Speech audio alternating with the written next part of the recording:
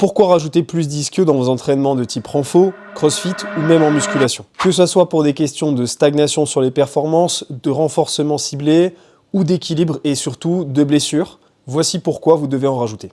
Dans la plupart des entraînements traditionnels, qui soient à la fois en musculation ou qu'on retrouve au crossfit ou qu'on retrouve dans d'autres sports, on utilise énormément de mouvements de poussée.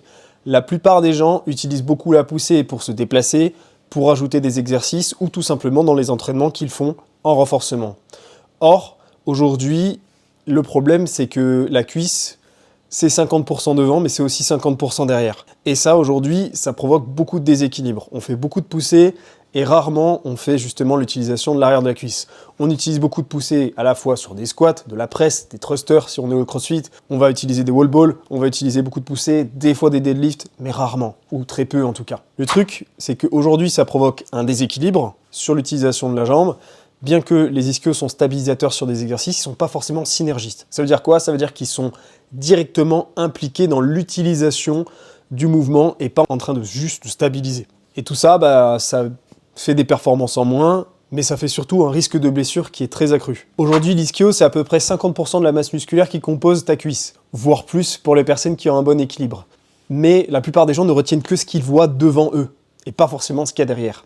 D'ailleurs, en 2015, on avait le journal Strength and Conditioning qui avait montré qu'une des raisons en tout cas principales de blessures au niveau des genoux, c'était le déséquilibre sur les ischio-jambiers. Alors maintenant, concrètement, comment tu peux faire pour les recruter intelligemment, que ce soit à la maison ou en salle de sport? Il va te falloir deux choses. Des mouvements qui viennent raccourcir, venir faire du curl, du leg curl, que ça soit sur une machine de leg curl ou que ça soit à la maison, vous pouvez faire des leg curls glissés au sol. Rajouter un élastique si c'est trop facile, voire travailler à une seule jambe, et encore une fois, une seule jambe à l'élastique. Et aussi un mouvement où vous allez pouvoir travailler sur la longueur, comme par exemple les soulevés de terre, à savoir, j'ai une préférence quand même, pour les RDL, Romanian Deadlift.